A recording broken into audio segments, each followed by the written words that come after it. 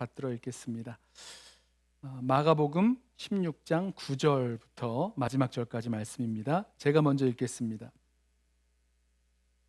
마가복음 16장 9절입니다. 예수께서 안식 후 첫날 이른 아침에 살아나신 후 전에 7 귀신을 쫓아내어 주신 막달라 마리아에게 먼저 보이시니 마리아가 가서 예수와 함께하던 사람들이 슬퍼하며 울고 있는 중에 이 일을 알림해 그들은 예수께서 살아나셨다는 것과 마리아에게 보이셨다는 것을 듣고도 믿지 아니하니라. 그 후에 그들 중 2 사람이 걸어서 시골로 갈 때에 예수께서 다른 모양으로 그들에게 나타나시니 2 사람이 가서 남은 제자들에게 알리었으되 역시 믿지 아니하니라. 그 후에 11 제자가 음식 먹을 때에 예수께서 그들에게 나타나사 그들의 믿음 없는 것과 마음이 완악한 것을 꾸짖으시니 이는 자기가 살아난 것을 본 자들의 말을 믿지 아니함일러라. 또 이르시되 너희는 온 천하에 다니며 만민에게 복음을 전파하라. 믿고 세례를 받는 사람은 구원을 얻을 것이요 믿지 않는 사람은 정죄를 받으리라. 믿는 자들에게는 이런 표적이 따르리니 곧 그들이 내 이름으로 귀신을 쫓아내며 새 방언을 말하며 뱀을 집어 올리며 무슨 독을 마실지라도 해를 받지 아니하며 병든 사람에게 손을 얹은즉 나으리라 하시더라. 주 예수께서 말씀을 마치신 후에 하늘로 올려지사 하나님 우편에 앉으시니라. 제자들이 나가 두루 전파할새 주께서 함께 역사하사 그 따르는 표적으로 말씀을 확실히 증언하시니라. 아멘. 지난 주일 부활주일이 지나면서 제게는 부활절이 끝났다라는 느낌이 이렇게 확 몰려 들어왔습니다. 이런 말을 들으시면 아니 당연하죠. 부활주일 지나면 부활절 끝난 것 아닙니까? 생각하실 수 있는데요. 제가 드리려는 말씀은요. 이런 느낌이었어요. 사순절부터 시작해서 종려주일, 또 고난주일, 고난주간 기도회, 또 성금요일, 또 부활주일 새벽 예배, 또 부활주일 예배, 신교도 하고 이런 바쁘고 분주한 시간이 흘러서 그 가운데 십자가와 부활이라는 예수 그리스도의 그 복음의 절정에 이르러서 사셨네 사셨네 예수 다시 사셨네 외치면서 이 부활주일 예배 드리고 이 부활을 축하하고 나서는 예수님의 부활은 우리 마음에서 이렇게 끝나버리고 사라진 것 같다라는 느낌이 들었습니다. 마치 우리 크리스마스나 땡스기빙이 끝나면 마트 가보면 그 시즌 용품을 아주 대폭 할인해서 50% 70% 세일해서 팔아치우고 매장에서 쑥 빼버리잖아요. 그런 것처럼 부활절 시즌이 지나가면서 예수 그리스도의 부활은 다 끝나고 지나간 이야기가 된 것처럼 느껴졌다는 겁니다. 이제 부활절 지났으니까 부활 이야기는 매장에서 빼버리는 거죠. 이제 앞으로 1년 동안은 창고에 두었다가 내년 사순절이 시작될 즈음에서는 다시 꺼내들 그런 이야기처럼 들렸습니다. 그런데요, 여러분, 부활은요, 그렇게 매장에서 빼서 창고에 집어 넣어둘 그런 시즈널한 용품이 아닙니다. 예수님의 부활은 끝이 아니라 시작이기 때문이죠. 부활하신 주님은 지금도 우리 가운데 살아계신 주님이십니다. 지난주일 부활주일 말씀을 이렇게 함께 나누면서 제 마음에 주셨던 생각이 지금껏 내가 만나온 주님은 부활하신 주님이었구나 라는 생각을 하게 됐습니다. 예수님께서 귀신을 쫓아내시고 병자를 고치시고 또 풍랑이는 바다를 잠잠케 하시고 무리를 거르시고 오병이어로 5천을 먹이시고 제자들을 부르시고 가르치시고 이 모든 것 다 하셨는데 또 그런 능력 많은 주님을 우리가 찾고 부르짖기도 하는데 다 예수님이 하신 일 맞죠? 그런데 우리가 만난 예수님은 어떤 예수님이시냐면 우리 가운데 살아서 역사하시는 예수님, 분명히 십자가에서 죽으시고 부활하셔서 살아계신 주님을 우리가 만나게 된다라는 사실입니다. 만약에요, 저와 여러분이 부활주일이 끝남과 동시에 부활하여 살아계신 주님을 잃어버린다면 어쩌면 그것은 부활의 소식을 듣고도 믿지 않는 것과 별 차이가 없습니다. 예수님이 부활하셨다는 소식을 듣고도 믿지 못했던 그 제자들과 마찬가지가 되는 거죠. 오늘 마가복음의 마지막 말씀을 통해서 부활하신 주님이 무엇을 하셨는지를 우리가 보게 될 터인데 우리 가운데 부활하여 살아계신 주님께서 그 일을 우리에게도 하시는 줄로 믿습니다. 그래서 부활하여 살아계신 주님과 함께 살아가는 그 부활 신앙이 우리들 가운데 정말로 회복되고 부활하신 주님을 증거하는 증인의 삶을 살아가게 되시기를 예수님의 이름으로 소원합니다. 자, 먼저 부활하신 주님이 무엇을 하셨는지 우리 본문에서 하나하나 좀 살펴보겠습니다. 자, 부활하신 주님은 누구십니까? 부활하신 주님은 무엇을 하셨습니까? 첫 번째로 부활하신 주님은 믿음 없는 제자들을 찾아오신 주님이셨습니다. 오늘 본문이 마가복음의 마지막 단락인데요. 제자들은 예수님이 부활하셨다는 그 증언을 듣고도 믿지 않았습니다. 11절 말씀을 보세요. 그들은 예수께서 살아나셨다는 것과 마리아에게 보이셨다는 것을 듣고도 믿지 아니하니라. 자, 믿지 아니하였다라는 말씀이 3번 반복되는데요. 13절에도 나옵니다. 두 사람이 가서 남은 제자들에게 알리었으되 역시 믿지 아니하니라. 14절도 보십시오. 그 후에 11제자가 음식 먹을 때에 예수께서 그들에게 나타나사 그들의 믿음 없는 것과 마음이 완악한 것을 꾸짖으시니 이는 자기가 살아난 것을 본 자들의 말을 믿지 아니함일러라. 그래요. 부활하신 예수님을 만난 사람들이 제자들에게 가서 예수님이 부활하셨다라는 소식을 전했습니다. 그런데 제자들은요, 예수님께서 살아나셨다는 소식을 들었지만 그것을 믿지 않았다는 거예요. 자, 부활하신 예수님이 바로 이 믿음 없는 제자들을 찾아오셨습니다. 이 부활하신 주님께서 가장 먼저 자신을 보이신 사람이 이 막달라 마리아였어요. 9절 말씀 보실까요? 예수께서 안식 후 첫날 이른 아침에 살아나신 후 전에 7 귀신을 쫓아내어 주신 막달라 마리아에게 먼저 보이시니, 막달라 마리아가 누굽니까? 7 귀신 들렸던 여인입니다. 귀신이 하나도 아니고 7 귀신이 들렸었다라는 말은요, 귀신에 사로잡힌 이 여인의 인생과 또 인격이 완전히 파괴되고 무너져 있었다라는 것을 의미하죠. 예수님은요, 막달라 마리아에게서 7 귀신을 쫓아내셨습니다. 구원해 주신 거죠. 그러니 막달라 마리아는 처참하게 파괴되었던 자신의 인생을 구원해 주신 그 예수님을 얼마나 사랑했을까, 얼마나 따르길 원했을까, 우리 상상해 보죠. 성경을 보면 막달라 마리아는 정말로 자기 자신의 소유를 들여 예수님을 섬겼고요, 예수님을 따라서 갈릴리에서 예루살렘으로 올라왔습니다. 우리 지난주에 말씀 나누었죠. 또 예수님이 십자가 지시는 곳까지 따라갔었고, 예수님이 장사 지내고 무덤에 묻히시는 곳까지, 무덤에 이렇게 안치되는 곳까지 따라갔습니다. 그리고 안식 후 첫날 예수님의 시신에 향품을 바르기 위해서 그 무덤으로 찾아갔던 여인이 바로 이 막달라 마리아였죠. 자, 그런데 부활하신 주님은 이 막달라 마리아를 가장 먼저 찾아오셨습니다. 오늘 말씀을 보세요. 9절 말씀을 잘 보시면 예수께서 막달라 마리아에게 먼저 보이셨다, 이렇게 말씀합니다. 자, 먼저 보이셨다. 무슨 뜻입니까? 향품을 바르러 간 이 막달라 마리아가 우연히 예수님 부활하셨네, 이렇게 발견했다는 말이 아니죠. 부활하신 주님께서 무덤에서 나와서 어디로 가시다가 막달라 마리아와 동선이 겹치면서 예수님 만났네, 이런 뜻이 아닙니다. 뭐죠? 부활하신 예수님께서 친히 자신을 막달라 마리아에게 보이신 거예요. 예수님께서 막달라 마리아를 찾아가셨다는 거죠. 친히 부활하신 자신의 모습을 보여주심으로 이 막달라 마리아에게 찾아가셨다는 것입니다. 여러분 기억하십시오. 부활하여 살아계신 예수님은요, 친히 자신의 제자들을 찾아가서 만나시는 주님이십니다. 이 막달라 마리아에게 먼저 보이신 예수님, 그 이야기가 요한복음 20장에 자세히 나오는데요, 이 막달라 마리아는 무덤 밖에 서서 울고 있었습니다. 그때 예수님이 찾아오시죠. 그리고 막달라 마리아에게 물으셨어요. 여자여, 어찌하여 울며 누구를 찾느냐? 그랬더니 막달라 마리아는 부활하신 예수님일 거라는 상상도 하지 못하고 이 사람 동산직인가 보다라고 생각을 하고는 당신이 예수님의 시신을 옮겨놨다면, 막달라 마리아가 빈 무덤을 보았잖아요. 당신이 예수님의 시신을 옮겼다면 나에게 좀 알려주십시오. 내가 예수님의 시신을 가져가겠습니다. 이렇게 얘기를 했습니다. 그랬더니 예수님께서 마리아야라고 그 이름을 부르시죠. 그러자 막달라 마리아는 그때 예수님이시구나, 예수님이 살아나셨다라는 것을 알게 되었습니다. 예수님은 막달라 마리아에게 이제 제자들에게 가서 내가 부활하신 주님을 만났다라고 전해주라고 하셨죠.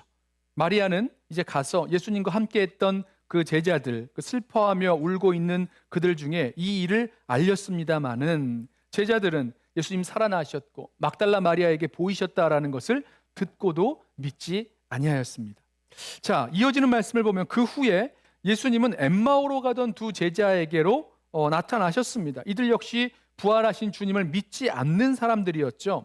자, 12절 말씀 보세요. 그 후에 그들 중 두 사람이 걸어서 시골로 갈 때에 예수께서 다른 모양으로 그들에게 나타나시니. 자, 이 이야기는 누가복음 24장에 자세히 나와 있죠. 막달라 마리아의 말을 듣고도 믿지 못한 제자들 중에서 두 사람이 아예 예루살렘을 떠나갑니다. 그래서 엠마오로 가는 길이었는데 그때 부활하신 예수님이 이 두 사람에게 찾아오셔서 동행하시는 거예요. 이 두 사람은요, 부활하신 예수님을 알아보지 못했습니다.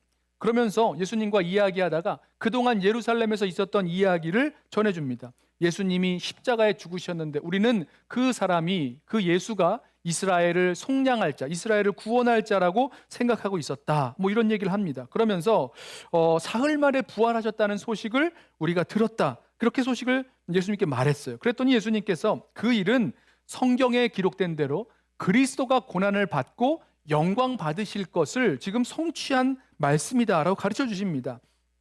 그리고 이 말씀을 풀어 가르쳐 주셨죠.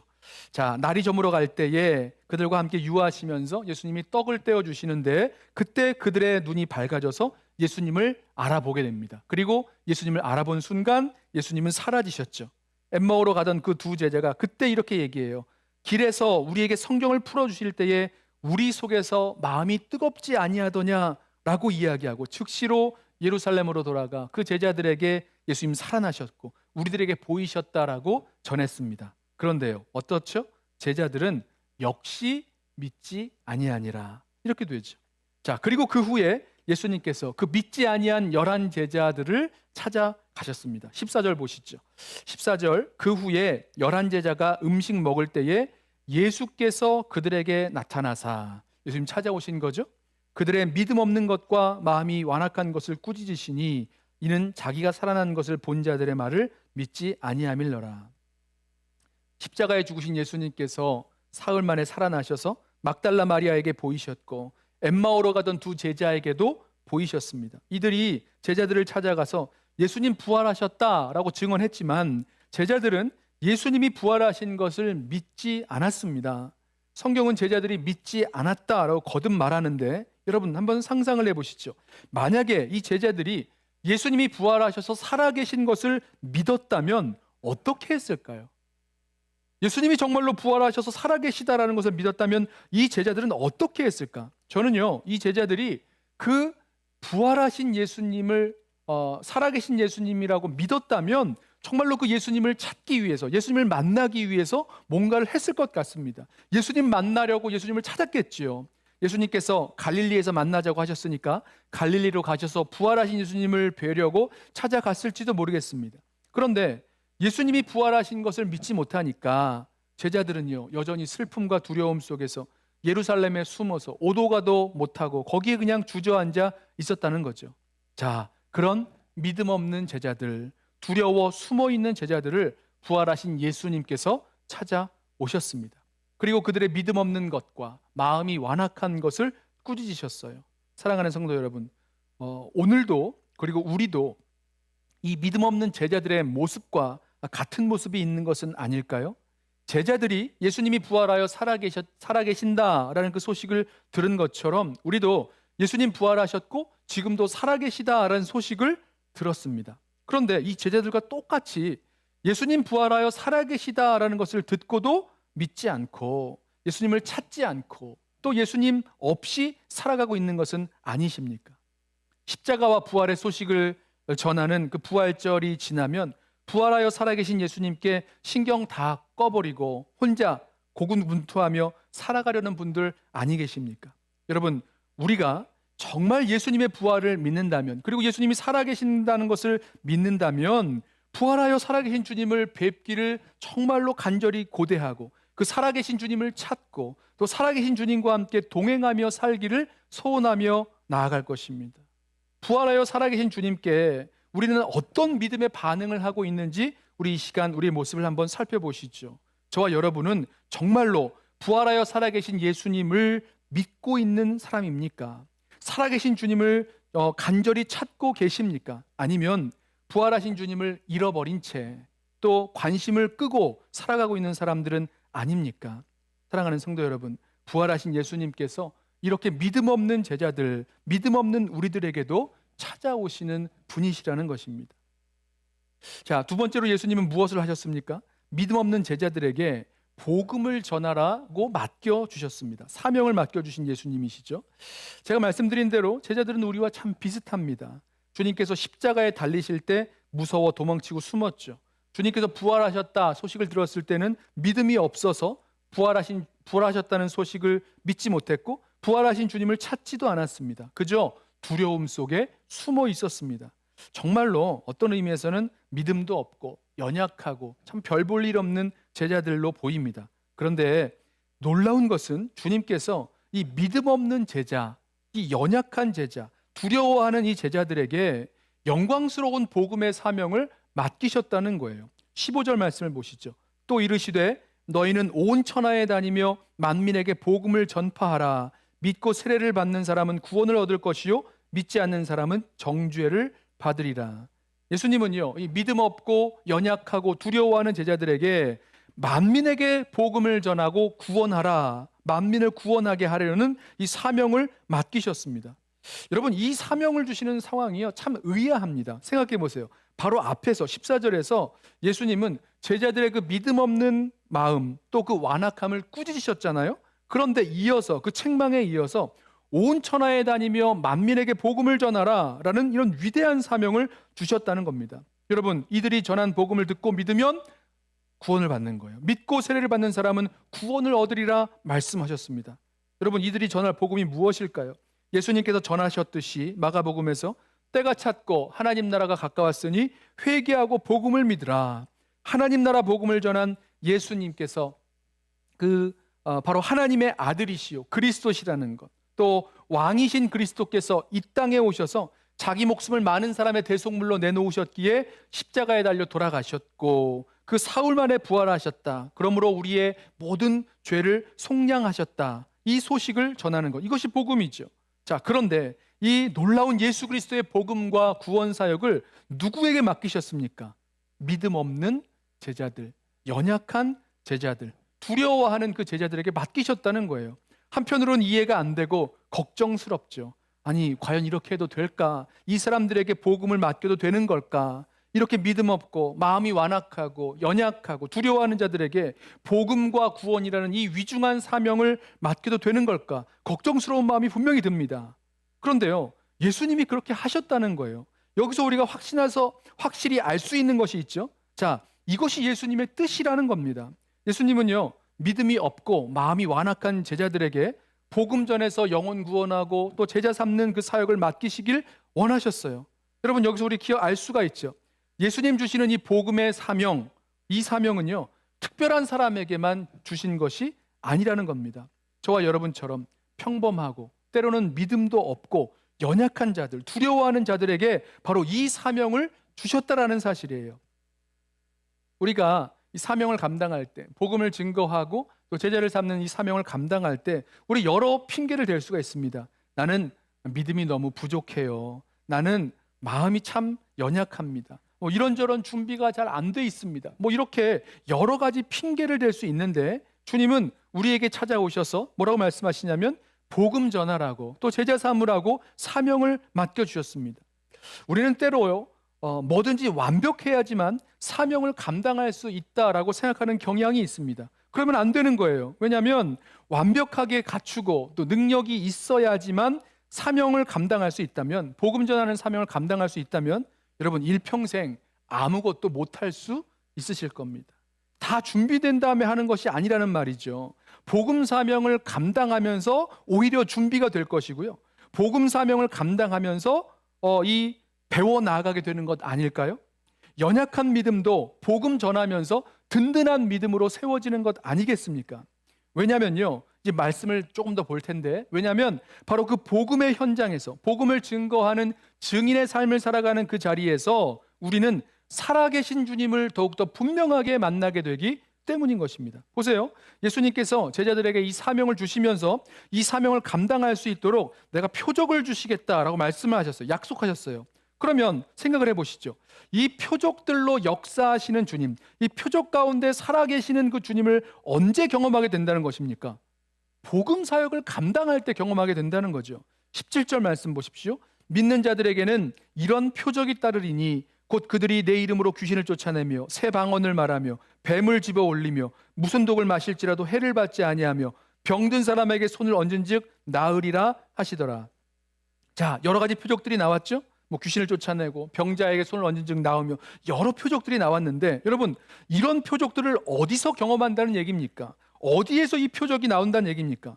복음을 듣고 믿는 사람들에게, 즉 복음의 현장에서 이런 표적, 이런 사인들이 나타나게 될 것이다. 주님 약속하셨어요. 거기에서 바로 살아계신 주님, 역사하시는 그 주님을 경험하게 된다는 말씀입니다. 바로 거기에서 복음 사명을 감당할 때에 우리가 준비되고, 복음 사명을 감당할 때에 우리가 배우게 되고, 우리가 그 자리에서 믿음도 더욱더 든든하게 세워지는 줄로 믿습니다.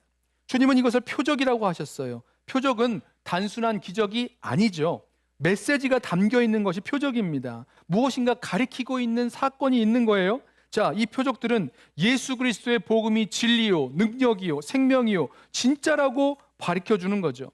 이 예수가 십자가에 죽으시고 부활하셔서 지금 살아계시고 지금 역사하시는 살아계신 주님이시라는 것을 그 표적이 증거해 주고 있는 겁니다.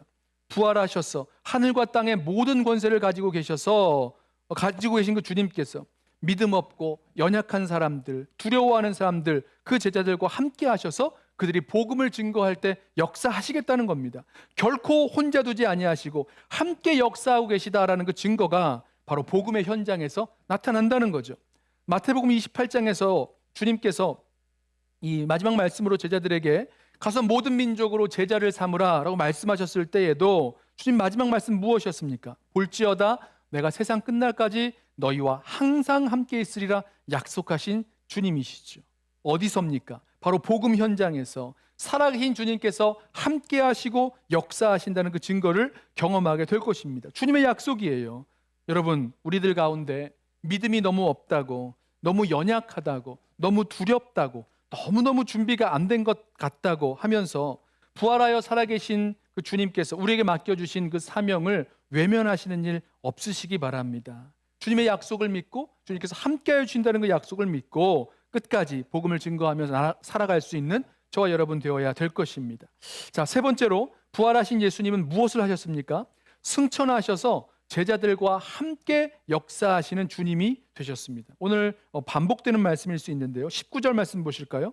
주 예수께서 말씀을 마치신 후 하늘로 올려지사 하나님 우편에 앉으시니라. 자, 부활하신 예수님이 제자들에게 이렇게 말씀을 하신 후에 하늘로 올려지셔서 하나님 우편에 앉으셨습니다. 여기서 이 하나님 우편이란 하나님의 통치를 상징하는 그런 왕의 보좌 우편을 말하죠.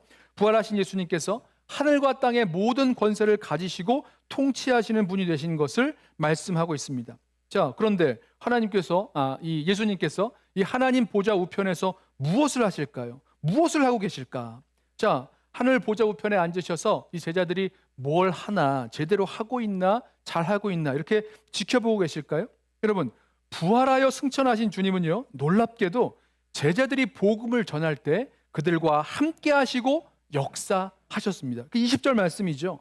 제자들이 나가 두루 전파할새 주께서 함께 역사하사 그 따르는 표적으로 말씀을 확실히 증거하시니라. 주님께서 어떻게 하셨다고요? 주께서 함께 역사하사. 제자들이 온천하에 다니며 만민에게 복음을 정말로 전했습니다. 우리 그 사도행전에서 그 모습을 보게 되죠. 자, 그런데 그때 주님께서 그 복음을 증거하는 제자들, 예수 그리스도를 증거하는 제자들과 함께 역사하셨습니다. 주어가 바뀌어 있어요. 누굽니까?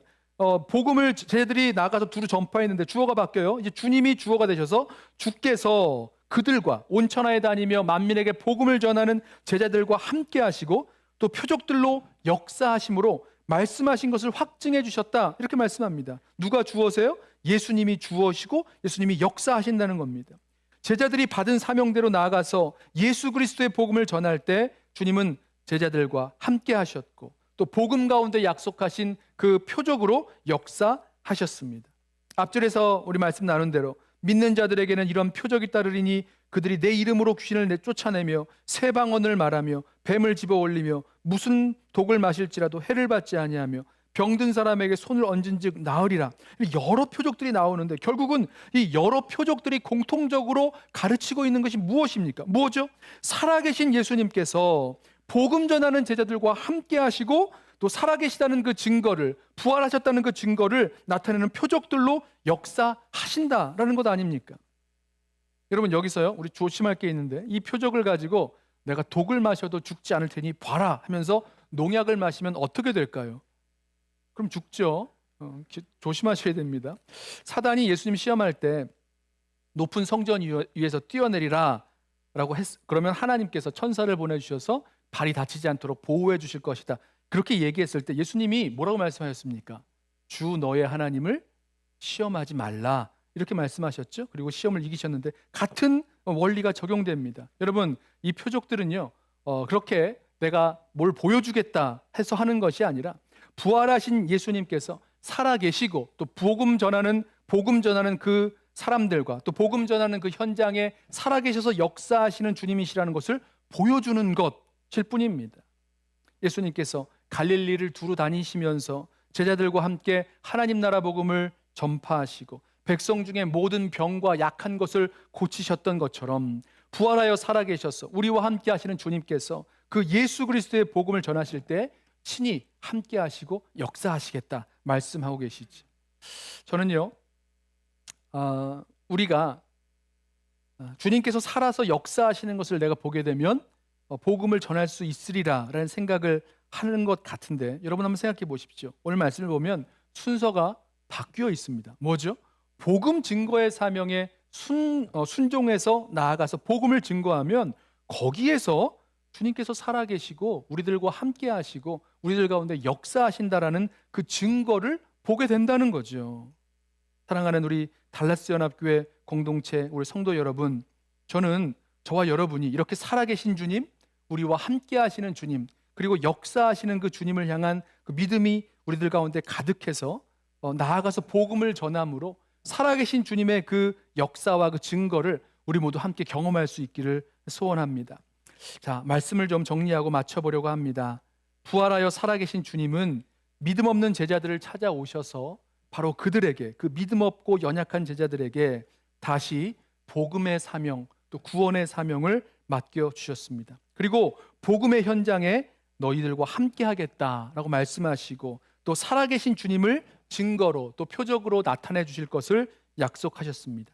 그 살아계신 주님이 우리와 함께 하시고 또 우리가 복음을 증거하는 그 현장에도 역사하여 주실 줄로 믿습니다. 우리 살아계셔서 우리 가운데 역사하시는 그 주님을 향한 믿음 가지고 일어나서 복음을 증거하는 그런 증인 공동체로 아름답게 세워지기를 소원합니다. 그래서 마가복음에서 증거된 대로 예수님이 하나님의 아들이시고 그리스도시요 십자가와 부활을 경험한 십자가와 부활의 그 복음이 우리를 통해서 증거되어지길 원합니다. 그리고 살아계신 주님의 역사를 우리 모두가 함께 경험하고 또 다시 한번 강하게 믿음으로 증거할 수 있는 우리 모든 성도들 되시기를 주님의 이름으로 부탁하며 축원합니다. 기도하겠습니다.